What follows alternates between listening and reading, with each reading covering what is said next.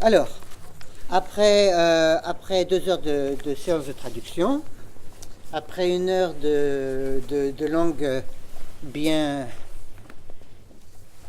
vulgaire et bien imagée, comme il faut, notre dernière heure et demie, jusqu'à 18h30, sera consacrée, alors peut-être un peu moins, de façon à pouvoir disposer de temps de questions, ce qui serait quand même très intéressant.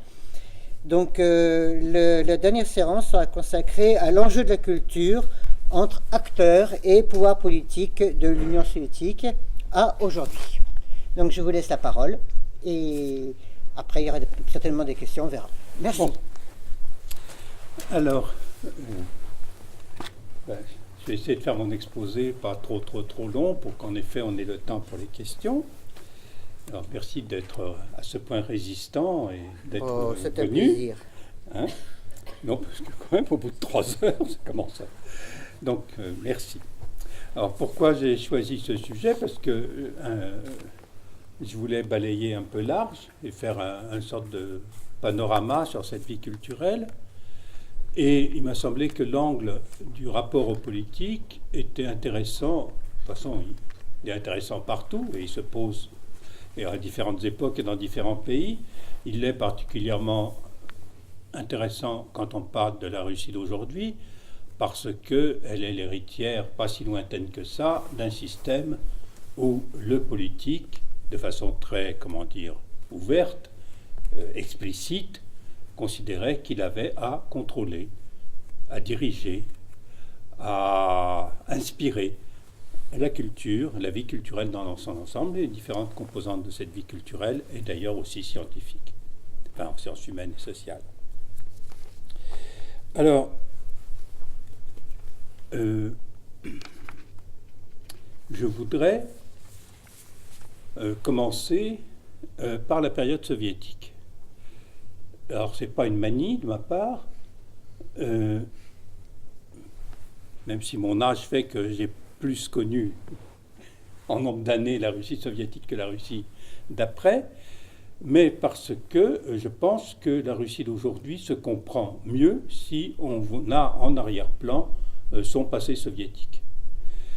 Alors, il y a beaucoup de critiques littéraires, par exemple, qui disent ça suffit de parler de post-soviétique, littérature post-soviétique, cinéma post-soviétique, ça va comme ça. L'Union soviétique a disparu, est tombée en morceaux, pour utiliser l'expression russe, en 91. Ça fait déjà maintenant, si je ne me trompe pas, 27 ans, une bonne génération. Donc les gens qui sont nés après l'écroulement de l'URSS sont en âge de créer. Et parmi les jeunes créateurs, il y a des gens qui n'ont jamais connu l'Union soviétique.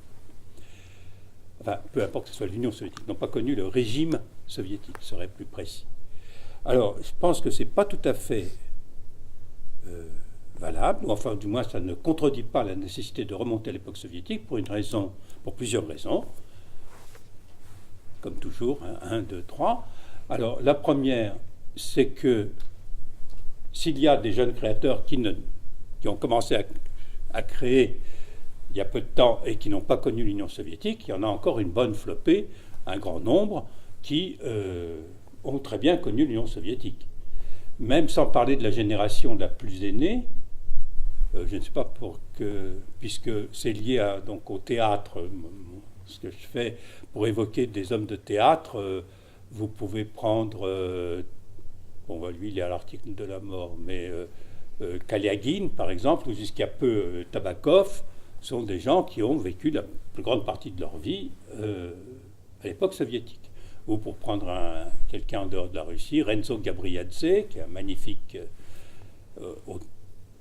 comment on appelle ça, marionnettiste, manipulateur de marionnettes, et aussi a énormément créé à l'époque soviétique, et son art, ce qu'il fait, ce qu'il pense, ce qu'il ressent, sa façon de voir, se comprend, non pas parce qu'il est adhérent encore aujourd'hui à une idéologie communiste, mais tout simplement parce qu'il a été modelé et ce qu'il fait est en accord, en réaction, en contradiction, ce qu'on veut, mais à cette période soviétique.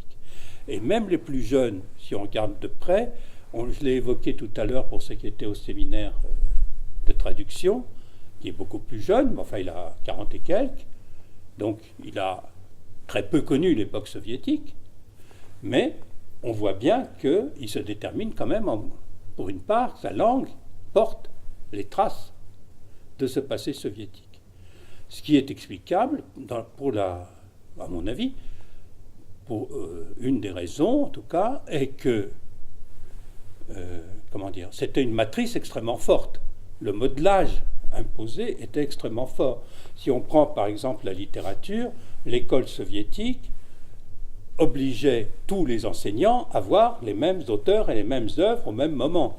C'est-à-dire que vous pouviez dire que le mardi 15 octobre 1978, tout le monde était en train de lire le chapitre 3 de Eugène Onegin à peu près. Enfin, c'est-à-dire, donc, il y avait quand même un tel mode-là. Je ne veux pas dire que c'était un lavage des cerveaux, ce n'est pas ça l'idée, mais que tous avaient un fond culturel commun, très fort. Si vous étiez passé par l'école et le lycée, vous connaissiez forcément un certain nombre de choses. Enfin, vous pouviez aussi éviter... Enfin, il y en avait qui résistaient pour diverses raisons, mais enfin, pour l'essentiel, c'était ainsi. Et d'autre part, et bien évidemment, si vous êtes écrivain, ou si vous êtes cinéaste, ou si vous êtes auteur dramatique, ou si vous êtes metteur en scène, ou peintre, vous êtes quand même dans une certaine tradition. Que vous vous y conformiez ou que vous vous y posiez, vous êtes dedans.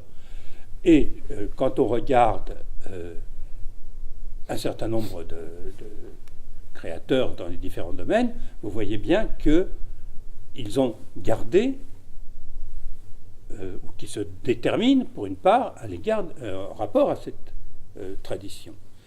Enfin, on peut, bien sûr, la famille continue à transmettre des valeurs, des façons de voir, des façons de penser qui datent de l'époque soviétique, parce que la socialisation primaire, celle par la famille, est extrêmement inerte dans son mouvement, qu'elle a une inertie très forte, bien évidemment. Et donc, l'université aussi d'ailleurs, ce qui n'est pas une critique, je veux dire, c'est un fait, c'est fait comme ça. Et donc, beaucoup de choses sont comme ça transmissibles. J'ai quelque part, et si je le retrouve vite, je vais vous donner, ne craignez pas, je ne veux pas vous abreuver de chiffres, ni de noms. Non, mais bien sûr, je l'ai mis quelque part. Mais enfin, il y a pas mal de sondages où on a essayé de voir combien de personnes étaient nostalgiques. J'ai bien sûr mélangé les pages. Excusez-moi. Comment je me suis débrouillé? Alors, non, je vous le dirai de mémoire. Alors. Enfin, peu importe. Si, voilà. Non, c'est pas là. C'est un autre sondage. Donc ça porte sur combien de gens sont nostalgiques de l'Union soviétique.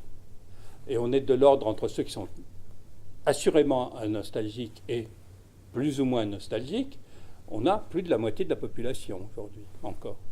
Donc, même ceux qui ne l'ont pas connu sont quand même extrêmement attachés à ce modèle, ou se réfèrent à ce modèle. Par exemple, beaucoup de gens disent « Ah, à l'époque soviétique, ah, sous Brejnev, on était comme ci, comme ça. » Donc, tout cela pour justifier ce que je vous disais, à savoir qu'il faut remonter à cela. Ah ben, je l'avais mis là. 58%, voilà, regrette.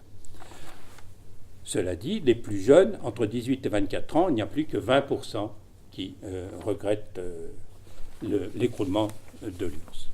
Alors, qu'est-ce que c'était que ce modèle? Je ne vais pas vous décrire pendant des heures le modèle soviétique, on pourrait le faire, mais ce sur quoi je voudrais insister, et ce qu'on a un peu tendance à oublier aujourd'hui, c'est que c'était un système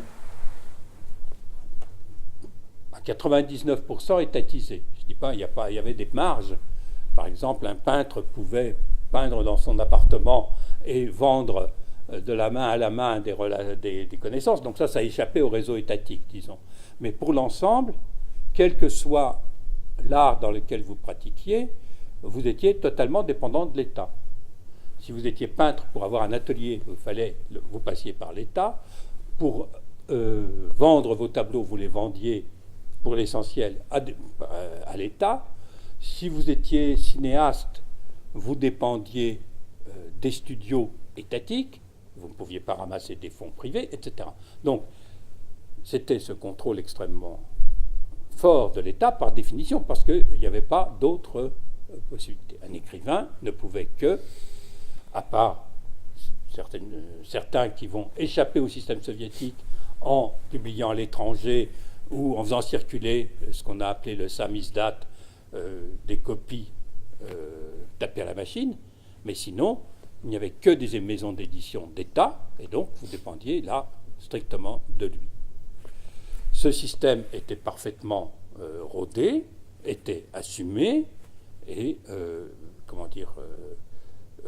ceux qui voulaient devenir cinéastes ou ce qu'on veut, ils avaient parfaitement conscience qu'ils devaient collaborer avec l'État. C'est-à-dire que vous ne pouviez pas rester en dehors. Ou du moins, si vous restiez en dehors, vous étiez complètement marginalisé, ce qui s'est pratiqué, mais ça j'y reviendrai. L'État, le pouvoir, je serais plus exact, par l'intermédiaire de diverses institutions, exerçait une censure totale sur ce qui se écrivait, pas ce qui se publiait, pas ce que vous écriviez à la main dans votre chambre, mais de ce qui voulait être publié du cinéma et du théâtre. Il y avait des commissions pour ça. Pour la littérature, il y avait une institution qui s'appelait le Glavlit, et toute chose imprimée devait passer par lui. C'était une censure préalable. Et il y a donc, présent dans chaque esprit encore, l'idée de ce contrôle. Ce contrôle se fait au nom, en principe, au nom d'une idéologie, et impose au créateur, en principe, de respecter cette idéologie. Alors, là, je ne vais pas rentrer dans les détails, mais l'époque soviétique a varié, c'est-à-dire qu'il y a des époques où la pression était beaucoup plus forte, notamment l'époque stalinienne finissante, les années 40-50, première moitié des années 50, il y a des périodes où elle a été plus faible. À l'époque brejnevienne, des années 70, elle est passablement érodée, c'est-à-dire que, bien sûr, il n'est pas possible de critiquer le régime, bien sûr, il n'est pas possible de, tourner en ridicule les dirigeants, mais vous pouviez, décrire un certain nombre de difficultés quotidiennes de la vie, les problèmes psychologiques des uns et des autres, c'est-à-dire que vous n'étiez pas forcé de dépeindre que des ouvriers de choc en train de construire le socialisme. Vous pouviez dévier de cette ligne. Et nombreux créateurs, bien sûr, se le permettent et le cherchent. Dans tous les domaines artistiques, vous aviez des canons, donc, non seulement idéologiques, le socialiste, mais aussi esthétiques. Le célèbre réalisme socialiste, c'est-à-dire qu'il fallait être, comme nous on disait à l'époque, socialiste dans son contenu, réaliste dans la forme. Personne n'a jamais trop su ce que ça voulait dire, mais ça permettait, au nom de cela, de censurer.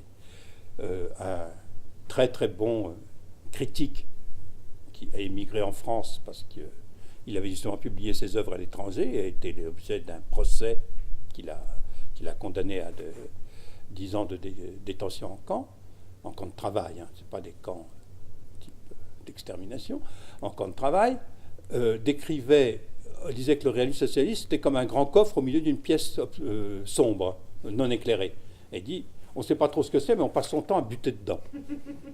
Et c'est exactement ça, c'est-à-dire que quoi que vous fassiez, on pouvait toujours vous critiquer au nom du réalisme socialiste.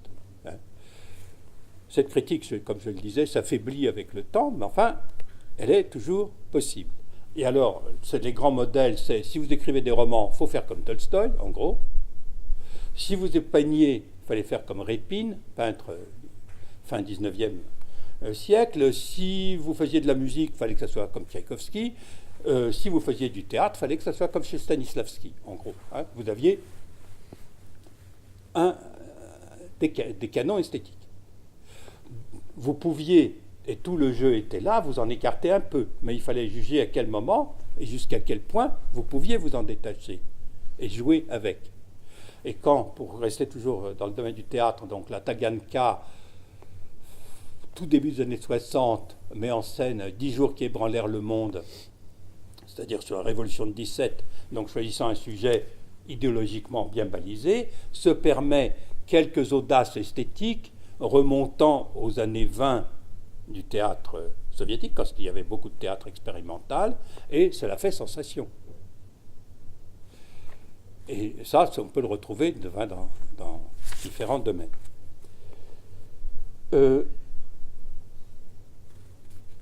Alors, c'est en quelques mots, donc un peu le cadre, que font là-dedans les créateurs? Comment ils se débrouillent? Eh bien, ils vont se débrouiller de façon très diverse selon ce qu'ils sont, selon leur personnalité, selon leur tempérament, selon leur histoire, ce que vous voulez. Il y a ceux qui, comprenant très bien les règles du jeu, se décident de les jouer au maximum et d'arriver ainsi à avoir la belle vie, être dirigeant de telle ou telle union et profiter de tous les bienfaits du régime, disons. Certains avec un total cynisme.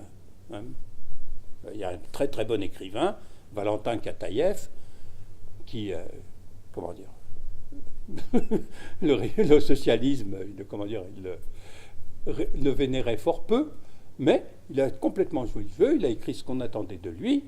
Vers la fin de sa vie, quand ça s'est un peu libéré, il a écrit d'autres choses très, très belles, des souvenirs sur Bounine, par exemple, enfin des très belles choses, et bon, il a en profité totalement. Après, il y avait aussi des médiocres qui étaient incapables d'écrire quoi que ce soit, mais qui ont fait carrière par le chemin administratif. Et donc devenaient secrétaire de l'Union. Il y avait plusieurs secrétaire de l'Union des écrivains, etc., avec tous les honneurs et publications et argent qui allaient avec. Ça, c'est à un pôle. Vous aviez strictement à l'autre pôle ceux qui refusaient complètement le système, soit en se marginalisant totalement. On a appelé ça en Union soviétique la génération des chauffagistes, c'est-à-dire ceux qui, dans les immeubles, s'occupaient du chauffage collectif. Quand il était au charbon, il fallait quelqu'un pour mettre le charbon dans la chaudière. Et cela leur permettait d'être complètement en dehors du système, de gagner ce petit salaire, de pouvoir vivre au général de près de cette chaudière et d'écrire des poèmes immortels dans le temps qu'il leur restait de libre. C'était possible en poésie d'écrire, comme disaient les Russes, pisать в стол, c'est-à-dire écrire pour le tiroir. Enfin, littéralement dans la table, mais c'est pour le tiroir, sachant que ça ne sera pas publié. Donc ça, c'était une des solutions. L'autre, plus active, que j'évoquais tout à l'heure à propos de Siniavski, c'était de se faire publier à l'étranger. Ce qui, fait un énorme scandale à l'époque avec Pasternak, qui fait publier à l'étranger le docteur Zhivago. Ce qui, à Siniavski, que j'évoquais, lui a valu un procès à lui et à son ami Daniel, qui leur a envoyé en camp, qui je ne dirais pas se généralise, mais enfin devient plus pratiqué dans les années 70, et où c'est généralement accompagné de réprimandes, mais sans plus. Et il y a donc des écrivains qui, vivant en Union soviétique, publient à l'étranger, reçoivent leurs critiques dans la gazette littéraire en disant qu'ils sont des ceci, des comme ci, des comme ça, mais sans plus, disons. En revanche, ce qu'il aurait alors là, et là on sort un peu de mon sujet, si ces écrivains ou ces cinéastes, etc., se mêlaient directement de politique, c'est-à-dire qu'ils ne se contentaient pas de publier à l'étranger, mais publiaient des essais sur le régime, là, on passait à des mesures nettement plus lourdes. Et entre les deux, on a toute la gamme. Depuis les sympathisants aux dissidents, mais n'osant pas complètement le faire, et donc, mais restant, surtout ne les attaquant pas, restant tout à fait honorables, ceux qui essaient de ménager la chèvre et le chou, ceux qui sont assez proches du pouvoir, mais essayent quand même de ne pas trop se compromettre. On a voir toute une gamme, ce que les Tchèques avaient appelé la zone grise, c'est-à-dire, On n'est ni complètement noir, ni complètement blanc. 50 nuances de gris, si vous voulez, pour évoquer quelque chose. Et ça, on l'a aussi, par exemple, pour reprendre le théâtre, vous pouviez avoir les théâtres complètement officiels, c'est-à-dire d'une pesanteur insupportable, comme celui du Malý Théâtre à Moscou, et vous pouviez avoir des choses un peu plus expérimentales, et puis vous pouviez avoir des représentations dans une cave d'un groupe d'étudiants qui vous montraient quelque chose qui était quasiment clandestin, etc. Vous aviez, vous voyez, donc toute une gamme qui a quand même comme caractéristique qu'il y avait quand même le coffre dont je parlais tout à l'heure. C'est-à-dire que ceux qui s'opposaient. Très peu nombreux étaient ceux qui arrivaient à, être complètement en dehors du jeu. Ne pas penser à ce régime, ne pas penser à ces règles, ne pas penser aux canons qui étaient imposés. Beaucoup pratiquent, et ce qu'on a appelé la langue d'Ésope, référence bien sûr aux fables d'Ésope, où, sous une forme cachée, on critiquait le régime. Ça, on retrouve ça, pour prendre un exemple encore théâtral, la Taganka, donc un théâtre de Moscou, met en scène Tartuffe, mais avant de commencer le spectacle, ils font réciter par des acteurs assis dans la salle des lettres et des déclarations de Molière contre la censure et contre la cabale qu'il y a contre lui. Et bien sûr, le public comprend très bien que le metteur en scène qui a mis cela, Lubimov pour ne pas le nommer, visait non pas Louis XIV et Molière, mais pensait au pouvoir en place. Et donc il y avait tout un système de connivence entre le créateur et le public qui était extrêmement fort, qu'on retrouve au théâtre, qu'on retrouve au cinéma, qu'on retrouve dans la littérature, notamment parce que certaines revues étaient connues pour être plus frondeuses, et donc elles avaient leur lectorat qui attendait, quand ils la lisaient, la revue Novimir, justement ce genre de jeu, qui à la fois était extrêmement, efficace, parce qu'il lit le lecteur, qui comprend l'allusion et a le plaisir de la connivence avec l'auteur, mais qui en même temps, déforme d'une certaine façon, ou donne une forme particulière, je dirais plutôt, à la création, que ce soit littéraire ou autre. Maintenant, comme j'ai fini la page 2, je vais chercher la page 3. 5, 6, 4, 3. Et voilà. Je vais essayer d'accélérer. Là-dessus, si je puis dire, on a ce système-là qui dure, je vous disais, donc sous une forme adoucie, qui dure jusqu'à la fin, pas jusqu'à la fin de l'URSS, mais jusqu'à ce qu'on a appelé la perestroïka, qui est donc des mesures de réforme radicale qu'entreprend Gorbatchev quand il arrive au pouvoir en 1985. Oui, c'est ça. Et pourquoi, alors, ces mesures de réforme, je ne vais pas parler des réformes économiques ou politiques, mais en ce qui nous concerne, ce qui nous concerne mon discours, ce qui est important pour la vie culturelle, ça va être que on va assez rapidement et de plus en plus laisser les créateurs, pour une bonne part, écrire ce qu'ils ont envie d'écrire, filmer ce qu'ils ont envie de filmer ici.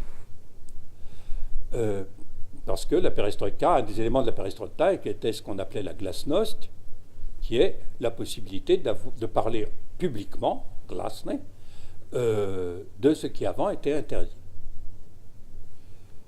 Du coup, on va voir craquer complètement l'ancien système par différents biais. Ça va être la publication de toute une littérature qui était interdite jusqu'alors, par exemple, que ce soit de la littérature occidentale, des auteurs qui étaient interdits pour des raisons idéologiques ou esthétiques, des auteurs russes qui étaient interdits parce qu'ils étaient politiquement inacceptables ou parce qu'ils avaient été réprimés, des auteurs, des penseurs russes, et des auteurs émigrés, donc des auteurs en vie, mais qui avaient émigré pour des raisons politiques et donc qu'on ne publiait pas. Tout ça va déferler. Il y a une sorte d'avalanche. Les revues ne publient pratiquement plus que ça. Les revues passent d'un tirage de 100, 200 000 exemplaires, ce qui est déjà pas mal, à des tirages absolument invraisemblables d'1 million, 1,5 million, 2 millions d'exemplaires. On a vraiment l'impression à l'époque, je ne dis pas partout, je ne sais pas si dans le kolkhoz X, tout le monde lisait des revues, mais en tout cas dans les grandes villes et dans les milieux, même pas spécialement intellectuels, enfin, je veux dire, de milieux, disons, qui avaient fait, des gens qui avaient fait un peu d'études, etc., on a l'impression que tout le monde passait son temps à lire. D'ailleurs, il y a des écrivains qui ont lors des interviews, on leur demandait alors qu'est-ce que vous écrivez en ce moment, et lui répondant en ce moment j'ai pas le temps d'écrire, je lis. Donc, alors on voit apparaître à ce moment-là, dans tous les, justement, donc l'interdit, les dissidents et ce qui est à mon avis très important, ce qui va jouer un très grand rôle, ce qui était le underground de l'époque, qui va apparaître publiquement. Les poètes interdits, les écrivains expérimentaux, les poètes conceptualistes, les peintres conceptualistes aussi, etc., qui avant, étaient connus d'assez peu de gens, qui fonctionnaient dans un réseau souterrain un peu, pas complètement interdit, mais sûrement pas public, vont apparaître. Et donc, les données du jeu vont changer complètement. Les unions de créateurs, comme on les appelait, c'est-à-dire l'union des écrivains, l'union des cinéastes, l'union des plasticiens, l'union des architectes, l'union des journalistes, l'union des musiciens, etc., vont changer de direction, entre autres, parce que le parti ne s'en mêle plus et laisse les élections fonctionner d'elles-mêmes, qui surprend beaucoup tout le monde. Le premier à avoir fait ça, c'était le congrès des cinéastes, et tout le monde n'arrivait pas à comprendre ce qui se passait, parce que quand on s'est adressé comme d'habitude au parti, on dit mais comment ça se fait, vous ne nous dites pas qui il faut élire? On aura répondu, élisez qui vous voulez, c'est vos affaires. Et ça a semé un trouble absolument, à l'époque, je me souviens à l'époque, c'est comme si des gens, d'un seul coup, qui avaient été emprisonnés pendant des décennies, d'un seul coup, on leur dit allez-y, promenez-vous, quoi. Et au début, ça surprend. Et donc, on a cette espèce d'énorme ouverture. Puis les gens commencent déjà à voyager, commence l'internationalisation, c'est-à-dire qu'il y a plus d'étrangers qui viennent, il y a plus de Russes qui commencent à pouvoir sortir. Pour prendre un exemple, oui, c'est très rapide, c'est très tôt.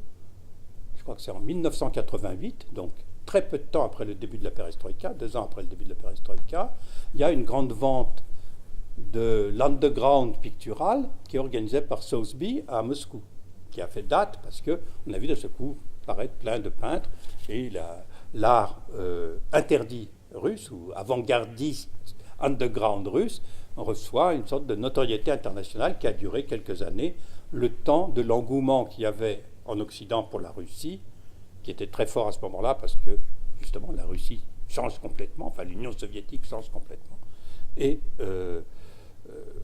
attire l'intérêt et la sympathie d'un énorme public.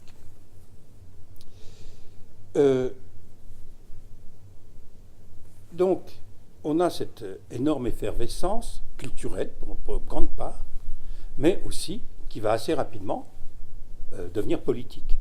Là, je ne vais pas vous faire une histoire sur la fin de l'URSS, mais disons que ça va aboutir au délitement du régime et à ce qu'on peut appeler l'implosion du régime soviétique. Je ne dirais pas que ça a été une révolution, même s'il y a eu un changement de régime assez radical, parce que, il n'y avait pas dedans ce qu'il y a quand même, il me semble, dans une révolution, c'est-à-dire un projet. C'était plutôt un système qui s'écroulait, plus que des forces qui voulaient sortir d'un système ancien pour en construire un nouveau. Alors, sur celui qui s'écroulait, il y a eu la volonté de construire autre chose, mais avec une société qui n'était pas très très active, je dirais. Malgré ce que je dis. C'est-à-dire que ça concernait quand même un public relativement restreint. Alors on a des manifestations de masse, rien à voir avec ce qui se passe aujourd'hui. On a une mobilisation, lors des élections, il y a des mobilisations assez fortes. Hein. Néanmoins, on n'a pas... Enfin, comment dire, ce qui fédère tous ceux qui, à ce moment-là, se mobilisent, c'est le rejet de l'ancien système. Mais pas du tout un projet d'un nouveau. On ne sait pas trop quel est ce projet. Et alors, les deux mots fétiches de l'époque, qui sont le marché, mais dont on a une vision fort vague, je pense que certains confondaient d'ailleurs à ce moment-là le marché, au sens abstrait du marché qu'on tient, enfin, les étals dans la rue, quoi. Et on a le marché et la démocratie. Là aussi, une vision de la démocratie très vague. Et quand il s'agit de trouver de nouvelles règles politiques, etc., on voit cette impréparation qui distingue la Russie des autres pays socialistes du camp soviétique, Pologne, ce qui était à l'époque la Tchécoslovaquie, enfin qui a fait maintenant 2 pays, etc., où il y avait quand même une mémoire d'une vie politique précédente, ce qui en Russie, avec 3 générations au moins, on peut compter, sinon 4, non 3, avait complètement disparu. Mais ça, c'est... Donc, et avec l'écroulement de l'URSS et l'adoption de réformes extrêmement importantes, économiques, en premier lieu, la libération des prix, l'apparition d'un marché, comment dire, les règles du jeu pour la vie culturelle vont changer radicalement. Elles vont changer parce qu'il y aura beaucoup moins de subventions de l'État. Si vous vouliez, avant, quand vous vouliez faire un film, si vous étiez cinéaste, le problème était d'obtenir l'autorisation de la part de la censure, avant de la censure même du studio d'État, etc. Mais une fois que vous l'aviez obtenu, vous aviez l'argent. Dans les années 90, il n'y a tout simplement pas d'argent. Ou bien vous trouviez des mécènes privés. Ils étaient à l'époque fort rares parce qu'il y avait en Russie, donc certains, ceux qui ont une certaine notoriété, trouvaient des subventions en Occident. Mais d'autres, tout simplement, n'avaient rien. Les revues dont je parlais tout à l'heure, qui arrivent à des tirages de plusieurs millions d'exemplaires, les gens n'ont plus d'argent pour acheter les revues parce que la crise économique est violente, les gens perdent jusqu'à la moitié, même plus, de leurs revenus. Ce qui prouve que c'était une société assez costaud parce qu'elle a résisté à ce choc. Et par ailleurs, l'État arrête de les subventionner, les revues. Et donc, ils passent à la dégringolade et ils arrivent à un tirage de 20 000 exemplaires, 10 000 exemplaires, etc. Le marché de la distribution des livres s'écroule. Enfin bref, on est dans une situation d'assez de grand... pas un chaos total, je dirais, mais quand même d'une très très grande désorganisation et d'un changement de règles. Où la recomposition nécessaire prend un certain temps,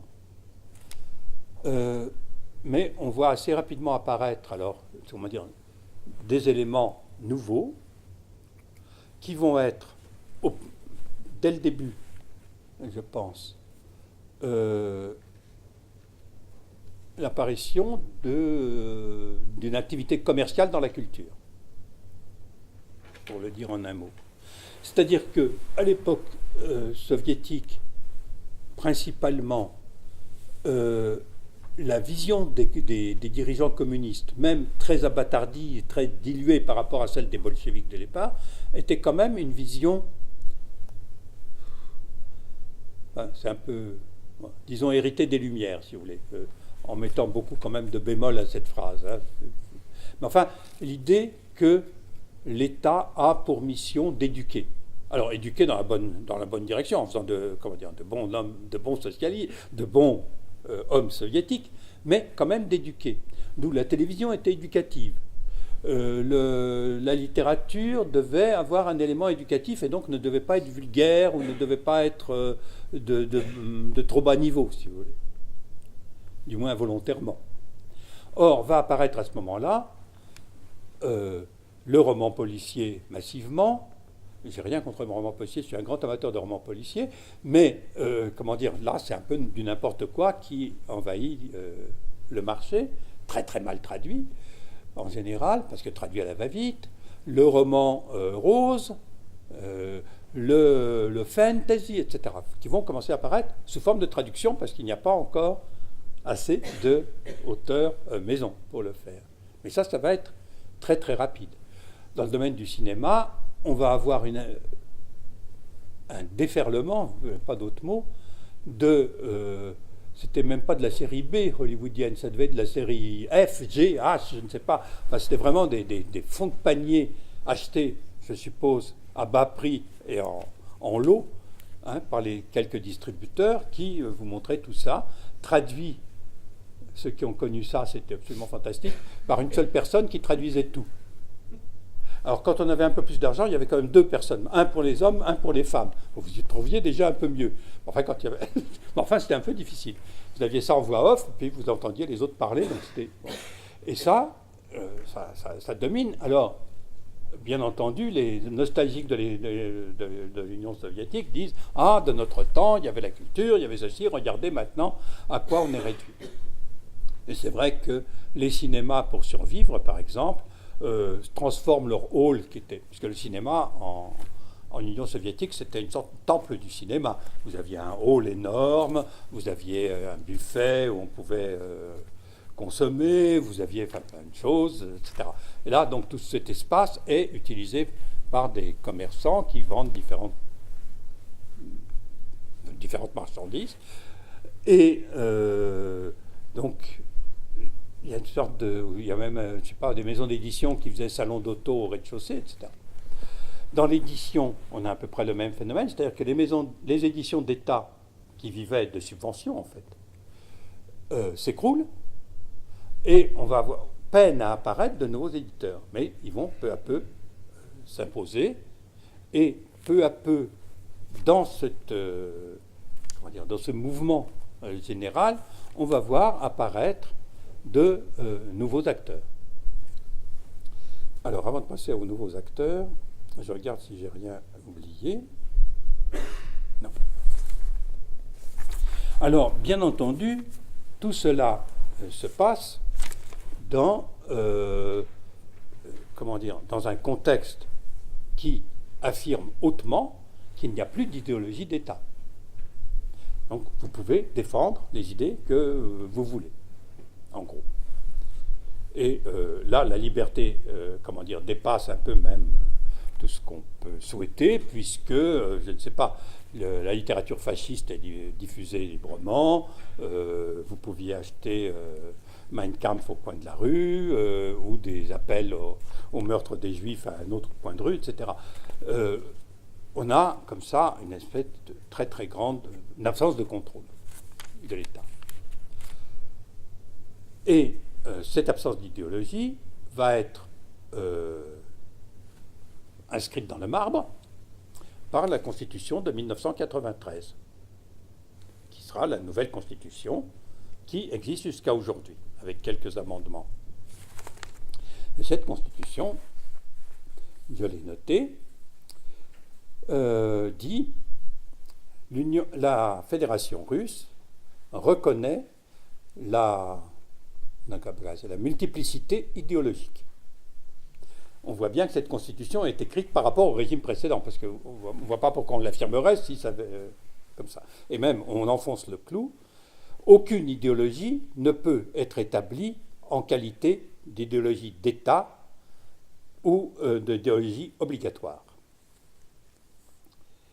Et ça, c'est l'article 13 de la Constitution. L'article 14 disait la Fédération russe est un État laïque et aucune religion ne peut être établie comme religion d'État.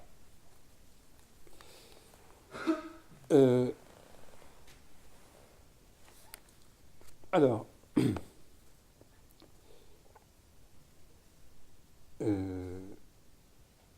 cela dit, je saute un peu parce que je voudrais finir, c'est pour ça que je regardais. Je voudrais finir à temps. Et ce qu'on a, alors, ce qui va se passer peu après 93, et ce qui est purement politique, mais qui va jouer un rôle essentiel dans la vie culturelle dont je voulais parler, dont je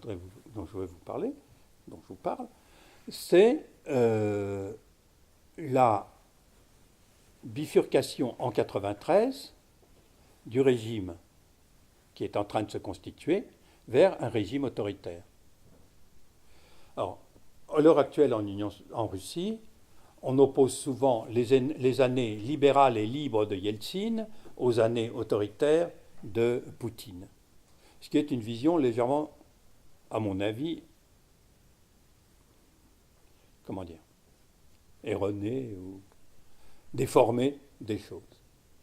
En fait, dès 1993, c'est-à-dire quand le nouveau pouvoir, quand il y a un conflit entre le président Yeltsin et le Parlement, décide tout simplement de résoudre, comment dire, le nœud gordien façon Alexandre, c'est-à-dire qu'au lieu de le dénouer, il le tranche. Autrement dit, là, pour arrêter les métaphores, il fait venir les chars et fait tirer sur le Parlement, et comme ça résout le conflit entre le président d'une part et le Parlement de l'autre.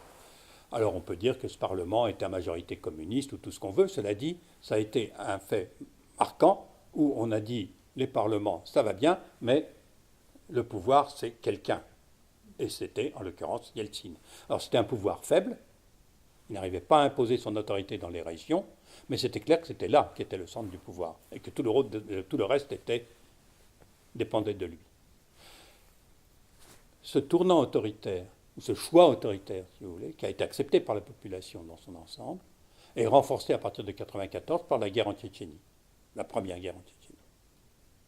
Et donc, l'arrivée, je vais vite, de Poutine entre 1999-2000, 1999 il est nommé Premier ministre, 2000 il est élu président, n'est pas un accident ou quelque chose qui nous est tombé ou qui est tombé sur la tête des Russes comme ça, c'est quelque chose qui a été tout à fait dans la suite logique de ce qui se passait avant. Et donc, on va avoir, à partir de ce moment-là, une remise en ordre qui va concerner fortement la vie culturelle.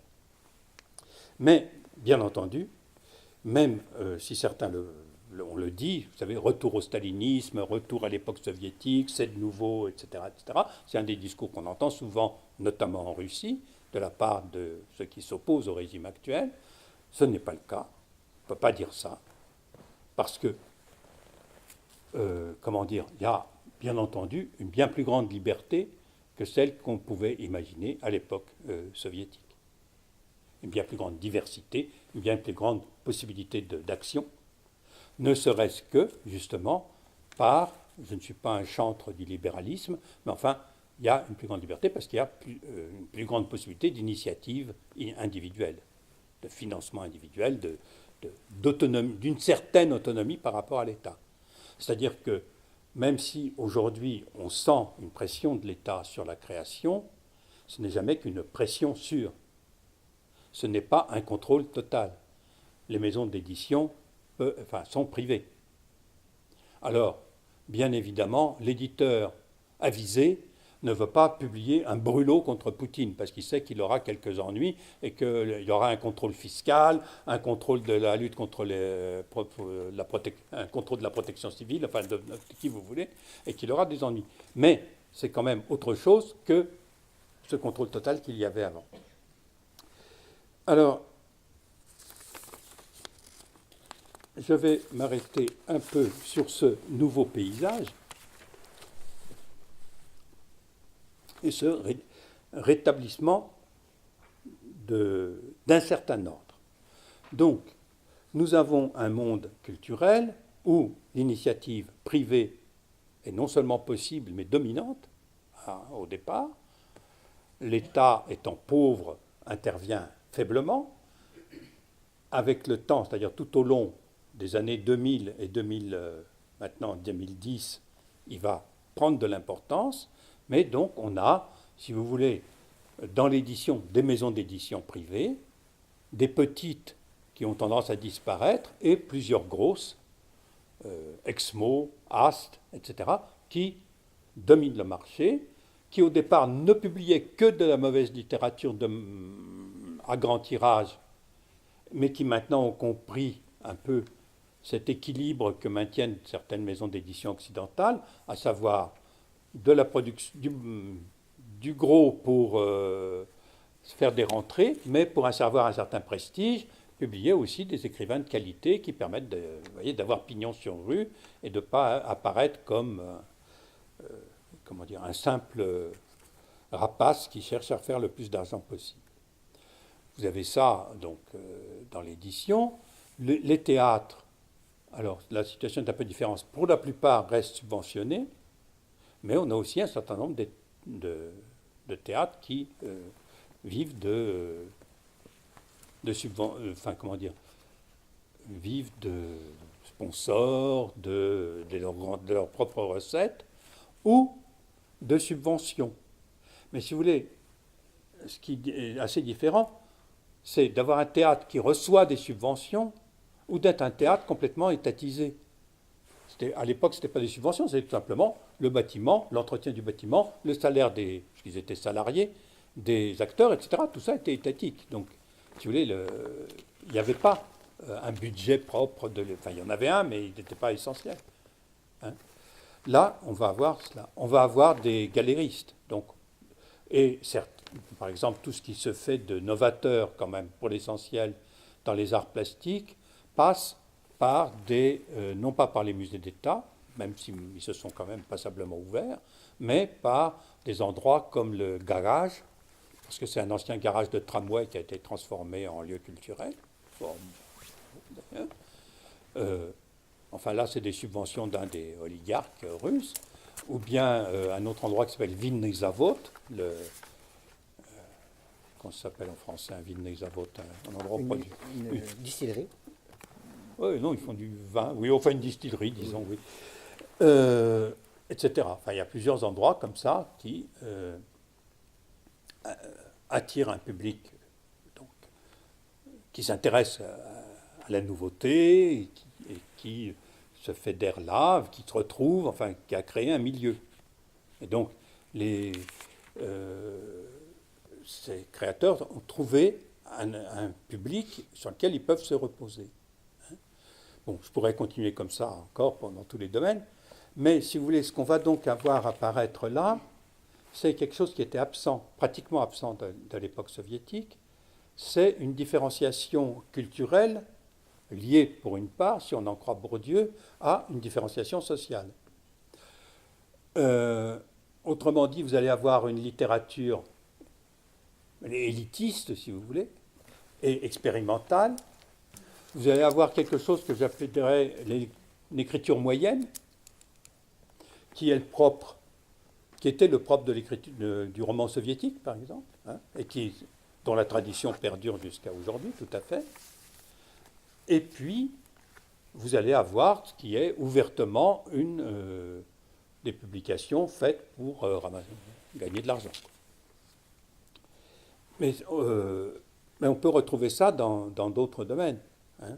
C'est, là encore, au théâtre, vous allez avoir aussi bien des metteurs en scène qui vont mettre en scène Heiner Müller ou des happenings, etc., que ceux qui vont faire ce qu'en France on appelle du boulevard, hein, des pièces à succès qui font rire et qui attirent le public.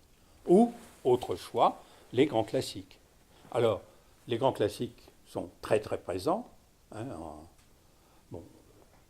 je dirais qu'il y a à Moscou aujourd'hui, il y a quelque chose comme 140 théâtres, plus ou moins grande importance, ce qui est quand même pas mal.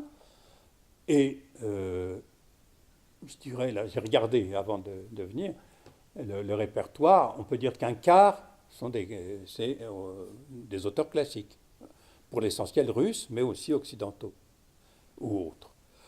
Et alors, ils peuvent être ou rejoués à l'ancienne, si je puis dire, Stanislavski, la méthode Stanislavski, enfin, la méthode Stanislavski à la soviétique, c'est-à-dire qui était quand même quelque chose de particulier, et ou revisité.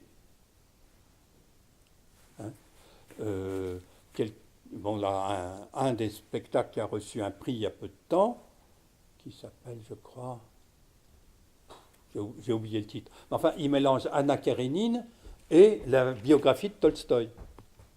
Donc, à la fois, comment dire, bon, classique, Anna Karénine mise en théâtre, pas une nouveauté, mais avec, en introduisant dedans des éléments de la biographie. Et donc on a deux conflits familiaux, si vous voulez, qui se superposent, celui de la famille Karénine et celui de la famille Tolstoï, qui était, comme on le sait, pas inintéressant.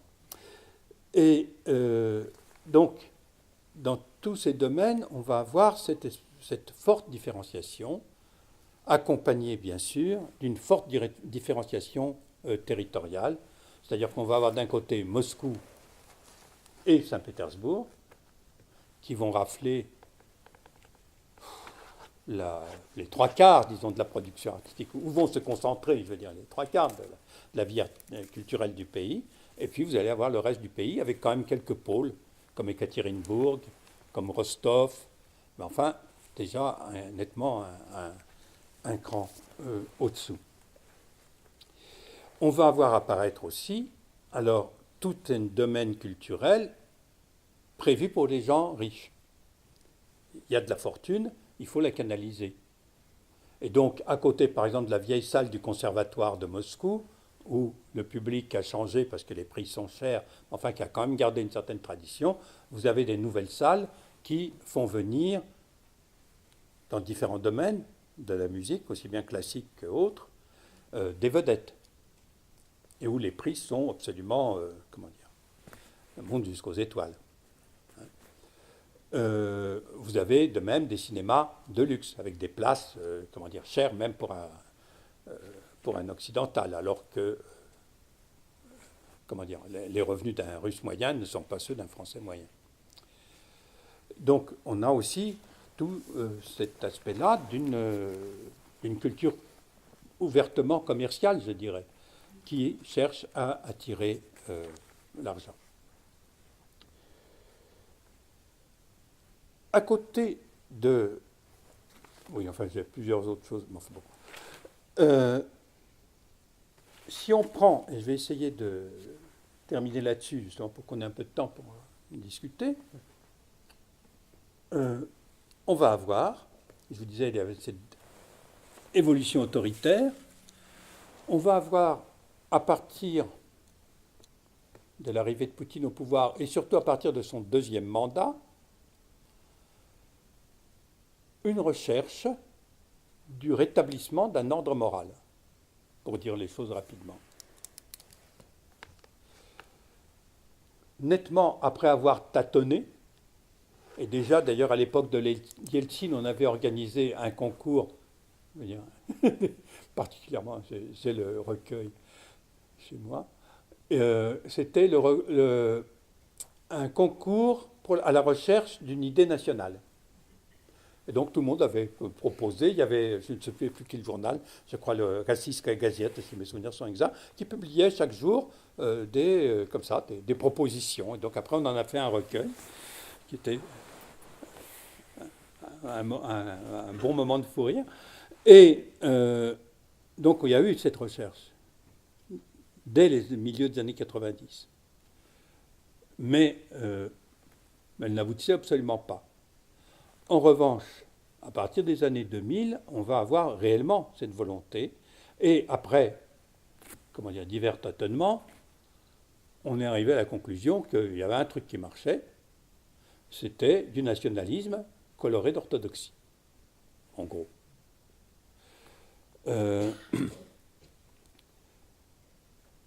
Il faut tenir compte du fait que le nationalisme, à l'époque soviétique, il faudrait dire y a-t-il une nation soviétique, enfin il faudra rediscuter, mais enfin disons ce discours de la glorification d'un État, et en l'occurrence de l'Union soviétique, était extrêmement présent à l'époque soviétique. C'était même fondamentalement la vraie idéologie qui était dans ce pays. Avec un petit saupoudrage de ce qu'on appelait le marxisme-léninisme, c'est-à-dire une variante un peu, variante, je ne sais pas comment, qui était sans vie, morte, du marxisme. Et ce soi-disant marxisme, ou ce marxisme-léninisme s'efface, bien sûr, et ce qui va rester de ce bloc, et donc ça va fonctionner d'autant mieux, ce retour au nationalisme, que comment dire, il y avait un substrat déjà tout prêt. Si vous voulez, quand vous dites aujourd'hui au public en Russie qu'il y a des agents de l'étranger qui dans le pays œuvrent contre la Russie au bénéfice des forces étrangères, ça renvoie à toute une histoire, à tout un passé, ça marche. Si vous dites que les pays occidentaux sont des ennemis de la Russie aujourd'hui, ça marche parce que un des fondements de toute l'idéologie soviétique, mais d'ailleurs la méfiance à l'égard de l'étranger date d'avant l'Union soviétique, mais pour prendre la période qui m'intéresse, disons l'Union soviétique, il y avait cette idée.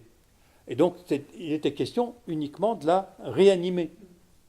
Elle avait été effacée, et même par exemple, là encore, je ne vais pas vous donner les chiffres parce qu'ils sont quelque part là-dedans, mais il y a un institut de sondage, l'Institut Levada, qui d'ailleurs a été déclaré agent de l'étranger parce qu'il publiait des sondages qui n'étaient pas conformes à ce qu'il fallait, du point de vue du pouvoir, interrogé régulièrement, êtes-vous fier d'être, à l'époque, quand il a commencé d'être soviétique, ou après, êtes-vous fier d'être russe? Et on voit très nettement la courbe. En 80, quand il commence les sondages, 91, 92, dans une espèce d'écroulement de tout, etc., les gens sont très peu fiers d'être... oui. Et il y avait même comme ça une des questions de quel exemple peut donner ou dans quel domaine la Russie peut être un modèle. Et la réponse la plus répandue a été elle peut être un contre-modèle pour montrer ce qu'il ne faut pas faire. Et donc, pensant au système soviétique, ce n'était pas majoritaire, mais enfin il y avait un fort nombre de gens qui avaient répondu ça. Et ça va disparaître, hein, cette idée-là, et on voit apparaître de plus en plus l'idée montante de la grandeur de la Russie. Le mot russe étant non plus l'idée de l'État qui est une grande puissance, il y a un mot pour ça, Держава, et l'idée que la Russie est une Великая Держава, une grande puissance, est largement majoritaire aujourd'hui. Entre ceux qui disent oui, assurément, et oui,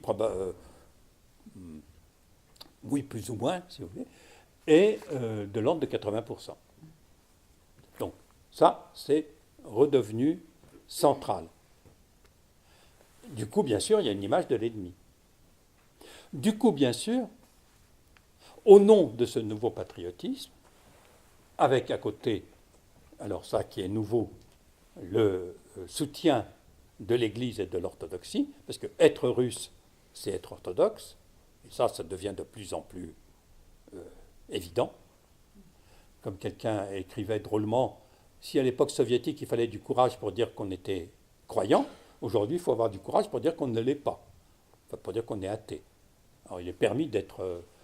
il vaut mieux être orthodoxe, mais vous pouvez être à la rigueur musulman ou bouddhiste, mais athée, alors là vraiment c'est le mauvais genre.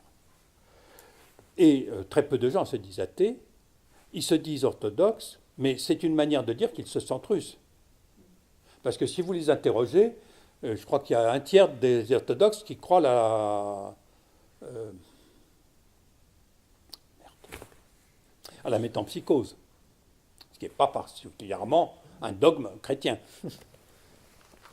Mais ils portent la croix, hein, la croix qu'on porte sur le corps, le natelny krest, et s'affirment orthodoxes. Donc, tout ce qui est, affirmation de valeur occidentale, par exemple, perçue comme occidentale, va être conçue comme anti-russe, anti-orthodoxe, anti-nationale.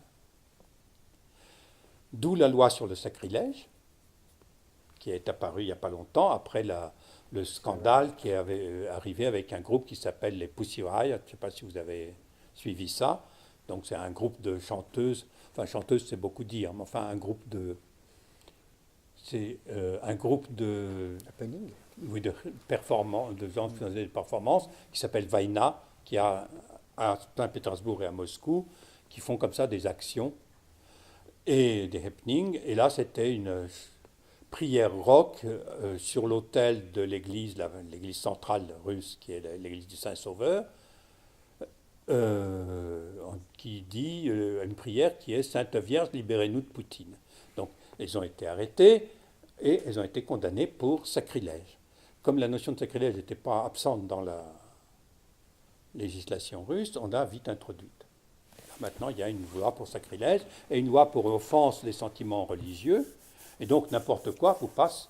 Il y a plusieurs expositions de peintres qui brocardaient un peu justement l'Église orthodoxe aujourd'hui, qui ont été saccagés par des groupes d'activistes, entraînés par des ecclésiastiques de choc, au nom de l'offense de leurs sentiments religieux. Bien sûr, l'argument, si ça ne vous plaît pas, c'est une exposition, vous n'êtes pas forcé d'y aller, n'était pas reçu, et généralement, il n'y a pas eu de condamnation pour cela. Et ça a tendance à s'étendre. Il y a des mises en scène qui ont été interdites, là aussi, parce qu'elles portaient atteinte aux sentiments religieux. Alors, je dis tout cela, mais quand même, il ne faut pas imaginer quelque chose qui est complètement sous une chape de plomb, etc. Il y a pas mal d'exceptions, mais très nettement, on a aujourd'hui cette espèce de contrôle assez tatillon de la part de l'État et de ses institutions, qui en fait, en gros, c'est le ministère de la Culture qui s'occupe de cela, parce que les autres n'existent plus, et surtout de groupes d'influence, et même un peu plus que ça, parce qu'on peut considérer que l'Église orthodoxe est carrément maintenant une institution étatique, et que l'orthodoxie n'est pas très éloignée du statut de religion d'État. On va peut-être passer aux questions. Exactement, mais c'était mes derniers mots. C'est parfait, je vous remercie. Donc nous allons passer aux questions. Caroline, les micros marchent, hein, je pense. Je pense qu'ils marchent. Voilà, un, deux. Je ne sais pas si ça marche. Mais s'il y a des questions? Pas de questions. Oui. Ah, excuse-moi. Juste une question avant de partir, je vais être obligé de partir. À propos du nationalisme, là, il faut distinguer, je crois, le nationalisme actuel, le nationalisme russe ou grand russe, de celui de l'époque soviétique, où il était précisément poursuivi, condamné, il était souterrain à l'époque soviétique. Il y avait un nationalisme soviétique. Donc ressurgit maintenant ce nationalisme qui existait à l'époque soviétique, mais qui n'existait que de manière souterraine, je crois. Oui, alors, bien sûr, à l'époque soviétique, et d'ailleurs, pour une part encore aujourd'hui, puisque dans la Russie, on a des Tatars, des Bachkirs, etc., faire du nationalisme grand russe pur était impossible. Enfin, du moins, ça amenait à œuvrer pour l'explosion du pays, ce qui n'était pas du tout le but des dirigeants. Donc, il y avait en effet un nationalisme, comme tu dis, soviétique. Hein, ce que je disais. Il y avait, apparaît de manière très, peu nette durant la guerre, et après va alors s'épanouir dans les années 60, va apparaître pour une part dans des revues officielles comme Malada Gvardia, Nash Savrimiennik, etc., et pour une part être clandestin, un nationalisme grand russe, la grandeur de la Russie, et qui considère que la Russie était victime, c'est une chose assez courante de la part des métropoles, victime des autres républiques. Disons, la métropole était victime de ses colonies, si vous voulez. Sauf que je ne considère pas forcément toutes les républiques de l'Union soviétique comme des colonies, ça serait une simplification. Enfin, il y avait ce nationalisme grand russe qu'on voit, c'est un certain nombre d'écrivains, c'est un certain nombre de peintres comme Glazunov et d'autres, je pense. Au moment de la perestroïka, quand la parole se libère, les uns et les autres essaient peuvent s'exprimer publiquement. Quand je dis les uns et les autres, c'est d'une part ceux qui justement se définissent comme grands russiens, russophiles, et d'autre part ceux qui se définissent comme occidentalistes, c'est-à-dire reprenant une polémique qui date à ce moment-là de 150 ans, celle des slavophiles occidentalistes. Et manifestement, à ce moment-là, ceux qui ont pignon sur rue, à mon avis, c'est les occidentalistes, c'est-à-dire le discours dominant était la Russie doit rejoindre, la voie majeure de l'humanité, c'est-à-dire en fait de l'Occident. C'est ça qui est dominant. Ce qui va changer et ce qui va reprendre pour une part, à mon avis, aujourd'hui, dans l'idéologie officielle, l'idéologie des russophiles non officiels de l'époque soviétique, c'est cette idée de la Russie qui a une voix à part. La Russie est particulière, elle n'est pas comme les autres. Elle a sa propre civilisation, elle a son propre chemin. Cette idée de la particularité de la Russie. Ça, je pense que c'est leur hérité de... D'ailleurs, si on voit les auteurs qui sont cités, etc., c'est quand même c'est ça qu'on retrouve. Et alors, bien entendu,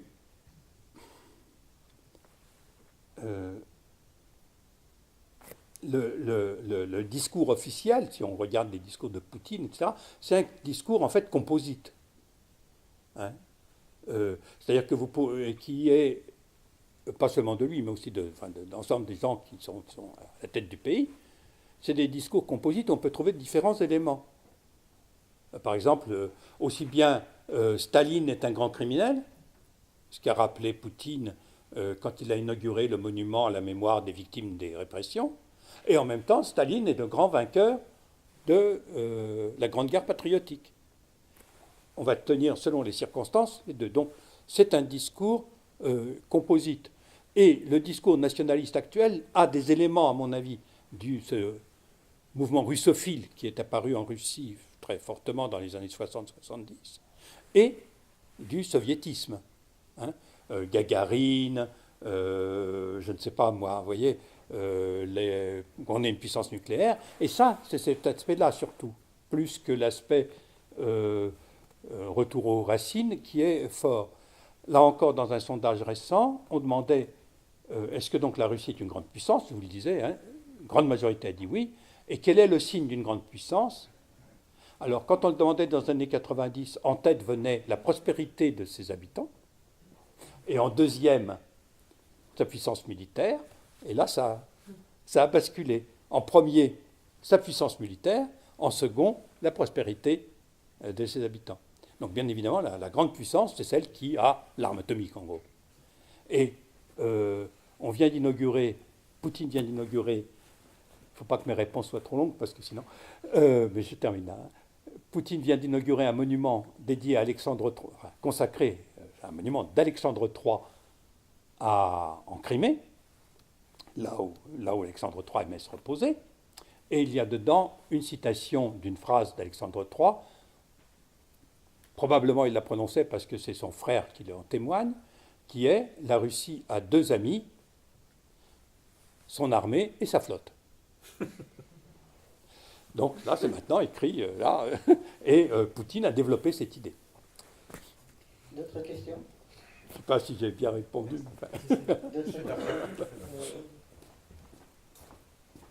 Pas du tout?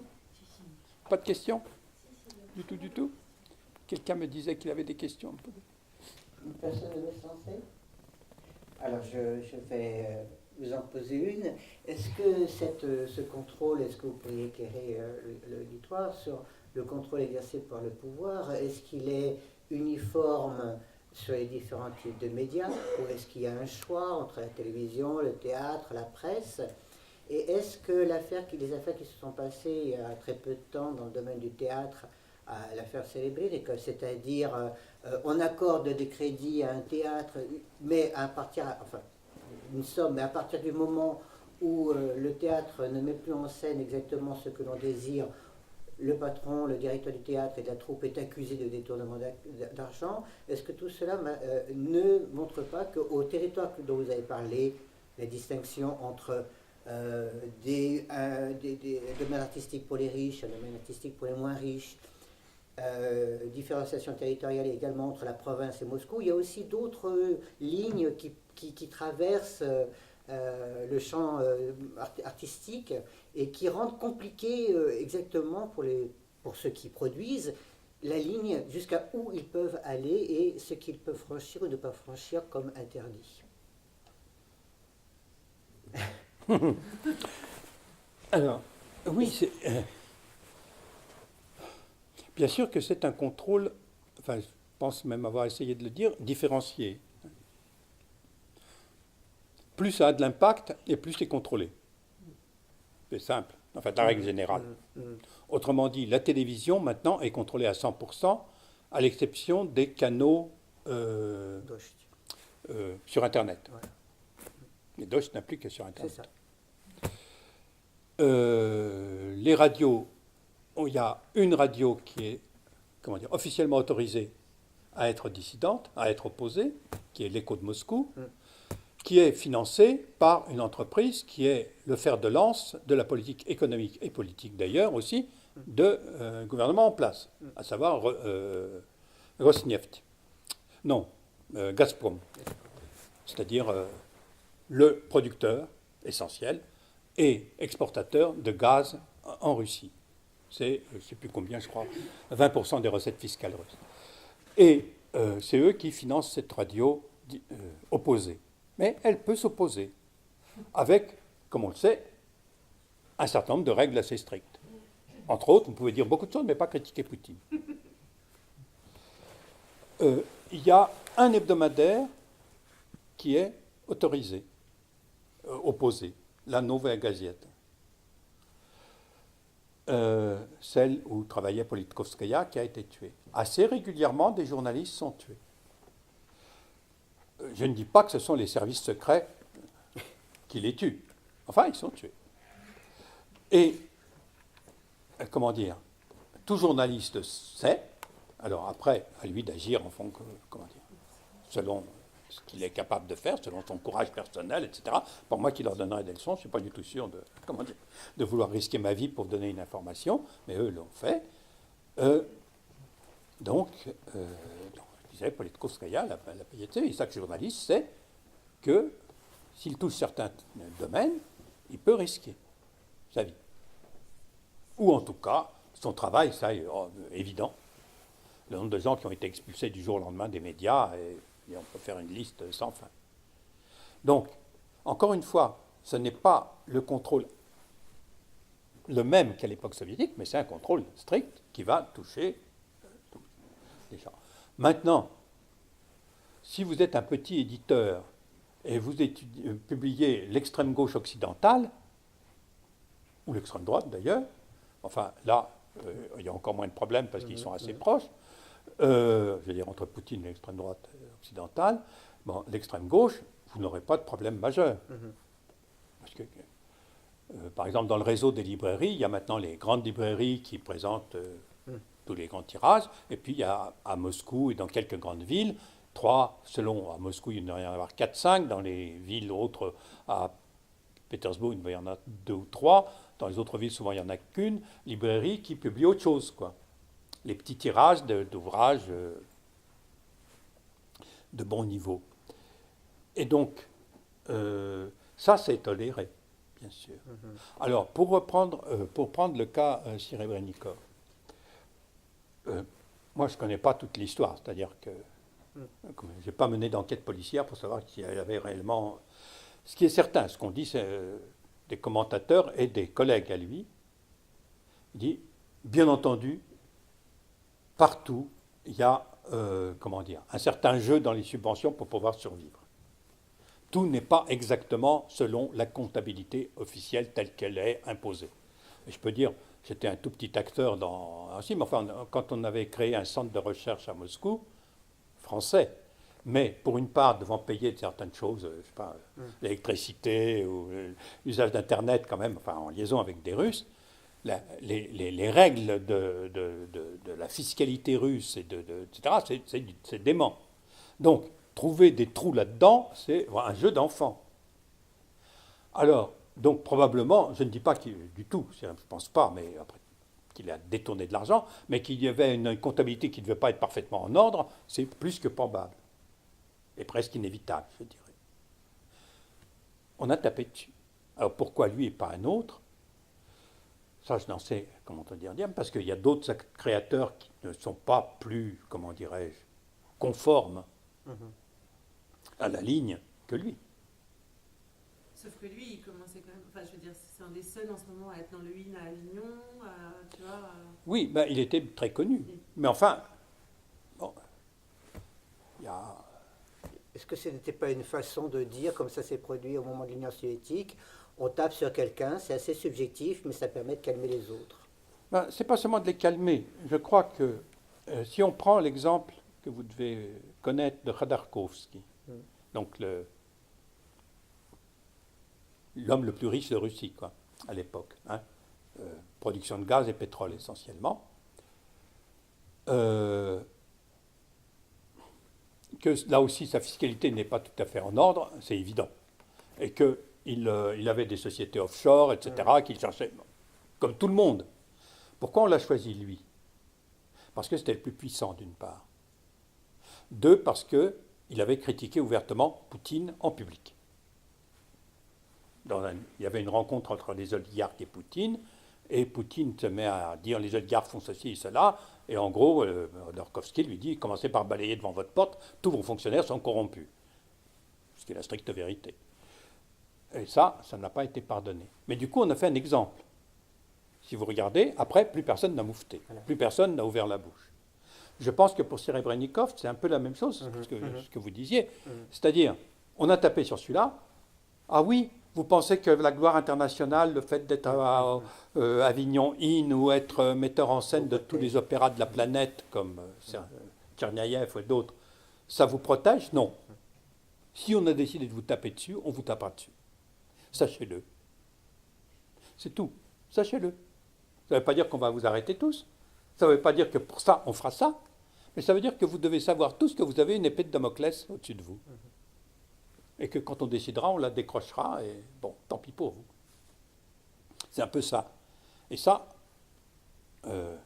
c'est un peu différent quand même du système soviétique, même si ça le rappelle par certains points. Hein. Mais je pense que c'est ça le mécanisme.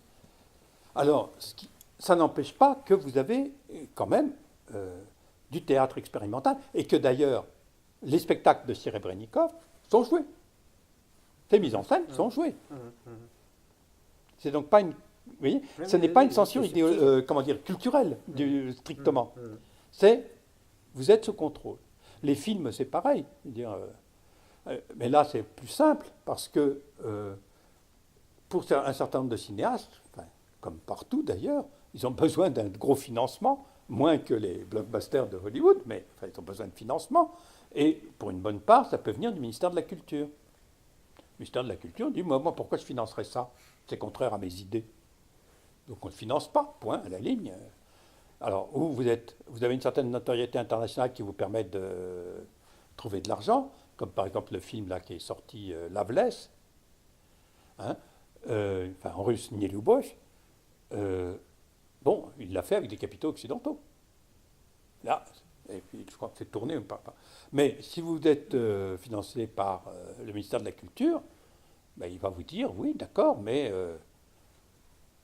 celui qui paye, c'est celui qui, comme il y a un proverbe russe comme ça, qui paye commande la musique. Bon, et là, commencent les problèmes. Ah. Mais il est projeté en Russie, faute d'amour? Je ne sais pas. Mais je ne vois pas ce qui l'empêcherait, hein, franchement. Je trouve que le film Volchok est plus subversible que Nielubov. Oh oui, non, oui. Mais Volchok, qui l'a vu? Ah.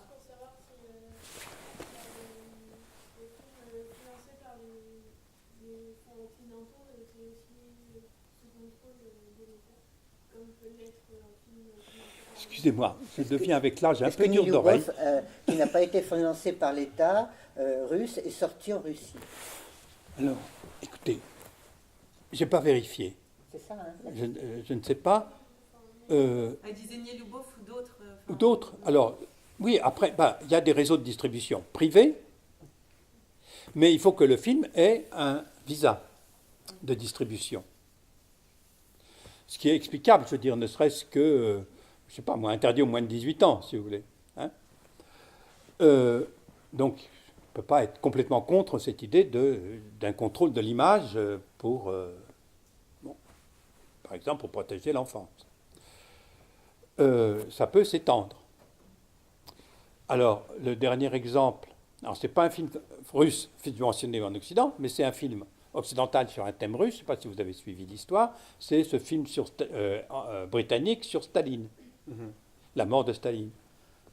Il a obtenu son visa au départ auprès des distributeurs qui s'apprêtaient à le distribuer.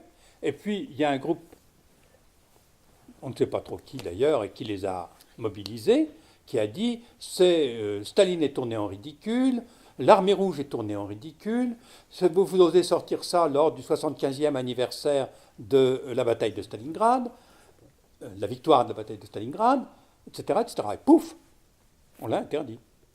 Enfin, on l'a interdit. On n'a pas donné le visa au réseau de distribution, ce qui vaut bien sûr à l'interdiction. Et ça, on peut le... Alors, après, si vous voulez, il y a des allées et venues, si je puis dire. Hein. Il y a un film qui s'appelle Ja Franz, et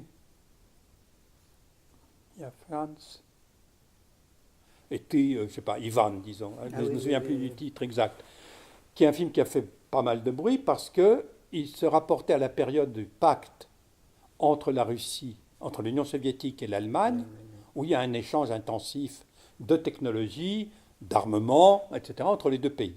Hein, entre le moment de la signature du pacte et le moment de l'entrée en guerre, enfin, de l'invasion de l'Union soviétique par l'armée allemande. Et donc, c'est un sujet un peu chaud. Enfin, au départ, il a obtenu l'autorisation, il a obtenu de l'argent. Après, Medinsky, le ministre de la Culture, dit non, c'est scandaleux, c'est anti-historique, l'histoire n'était pas comme cela, etc. Et on va le retirer. Puis après, il y a quand même eu des pressions, et finalement, il l'a autorisé. Parce que, quand même, à la différence de l'époque soviétique, l'équipe actuelle est sensible à l'opinion publique. Poutine cherche à être populaire, très nettement.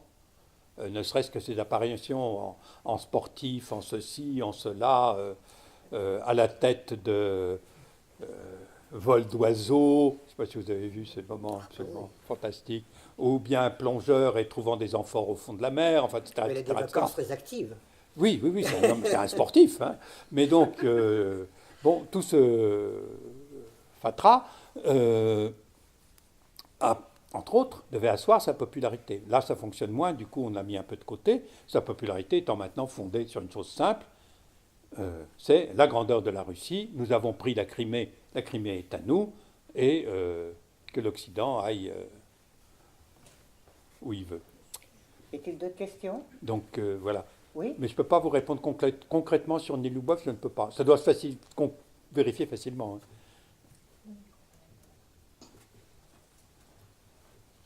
Bonjour déjà. Bonjour. Actuellement à Moscou, il y a une exposition au musée d'art moderne qui s'appelle Super Poutine.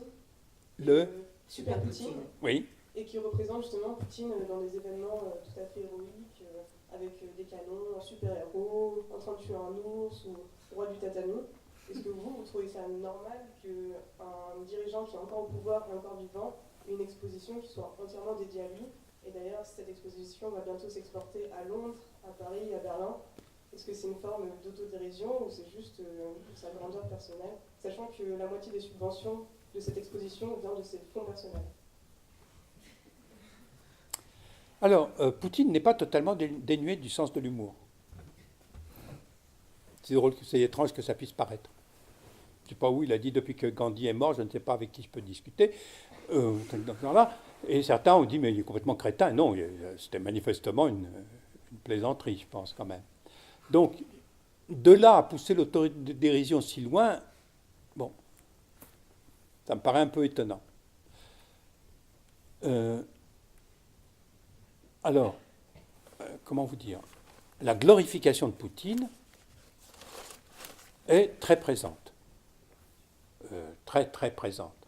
Je veux dire, le nombre d'hommes politiques qui ont dit Dieu, parce que bien sûr, Dieu a voulu que la Russie puisse bénéficier d'un Poutine qui l'a sauvé de sa perte. Là, on le trouve. C'est-à-dire, moi, j'ai un... Comment ça s'appelle? Dans mon ordinateur, j'ai un dossier, voilà, spécialement consacré à ce genre de déclaration. Il y en a des piles.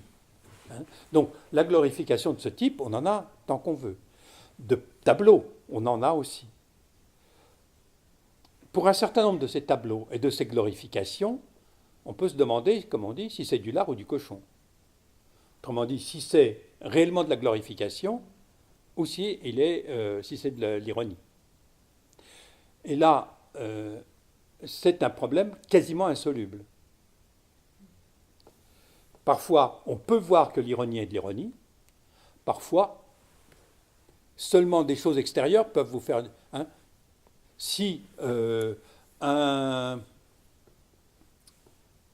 comment dire, si un militant de la France En Marche dit Macron finalement heureusement est là puisqu'il a pu faire les réformes dont la France, etc. Enfin voilà un homme qui, etc., etc. Vous pourrez vous dire, si c'est la France En Marche, il est en train de dire ce qu'il faut dire. Et puis, si c'est un anarchiste notoire, vous pourrez vous dire qu'il est en train de se moquer de ce genre de personnage. Mais c'est des renseignements extérieurs qui vous permettent de le savoir. Ce n'est pas toujours évident de dire si quelque chose est ironique, en voyant l'œuvre, quelle qu'elle soit, ou le comportement, quel qu'il soit, en lui-même. Hein.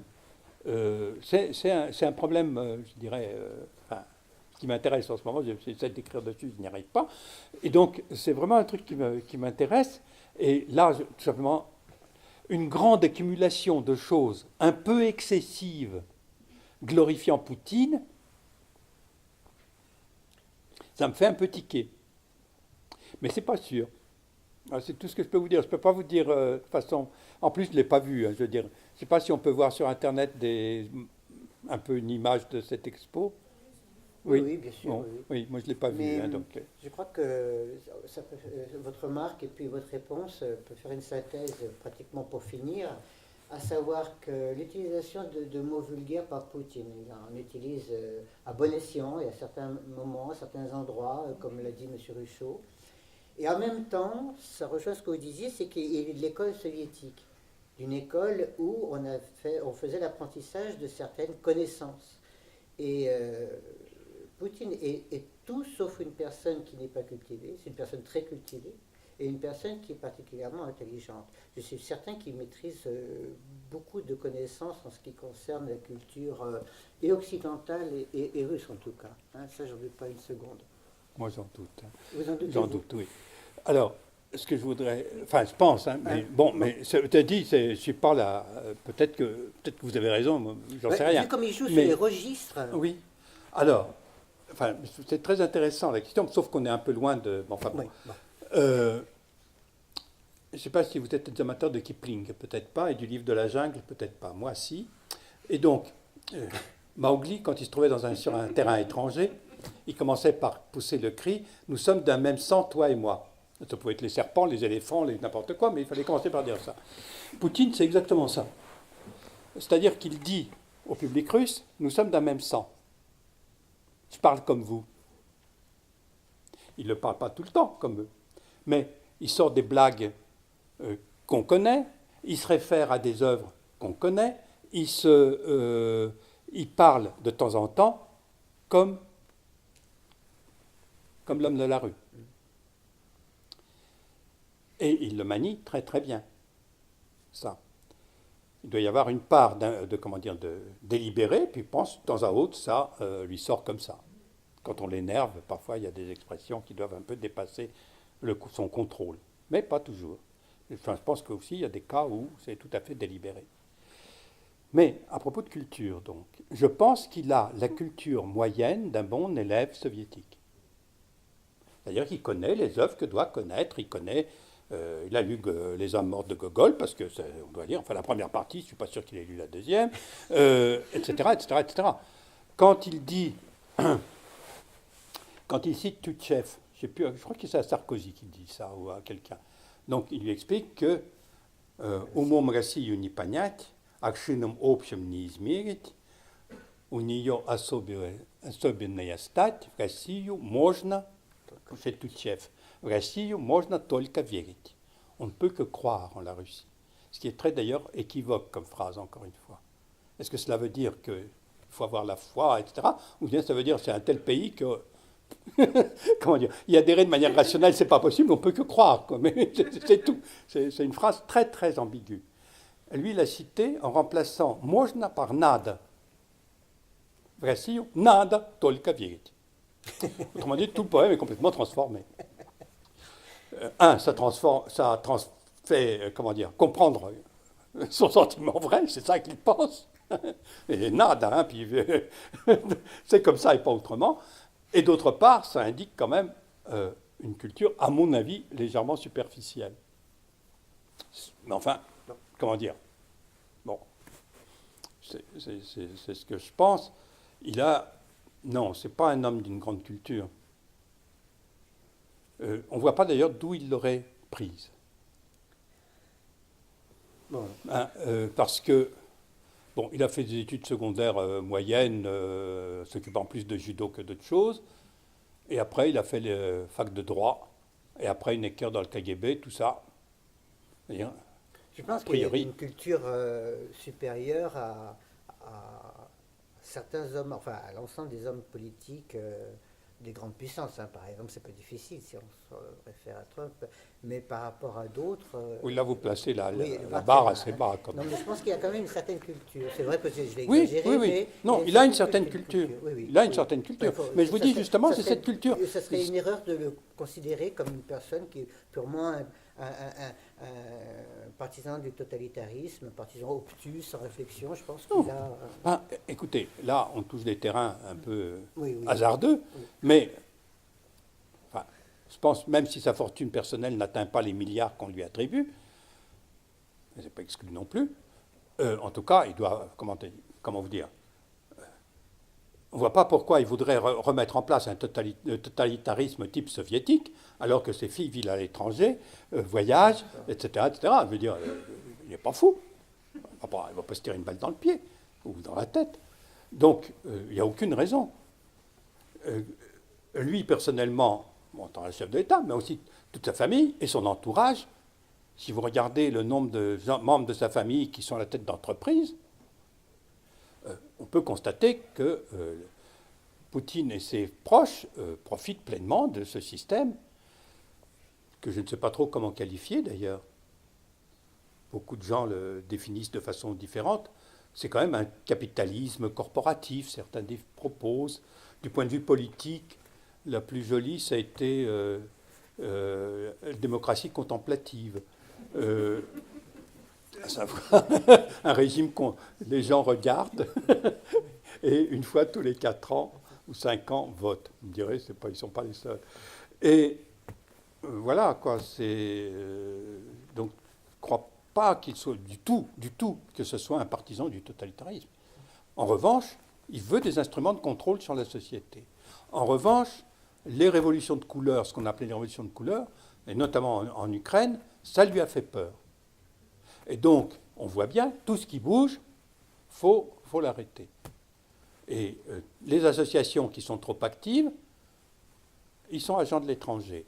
Les chercheurs ou les gens qui écrivent des choses qui ne conviennent pas, on les met sous le boisseau, ou on leur fait peur, etc. Mais ce n'est pas du totalitarisme, ça. C'est un régime autoritaire assez énergique.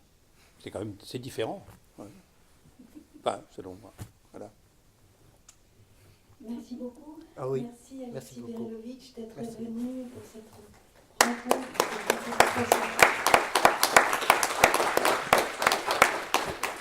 Merci à Lucie.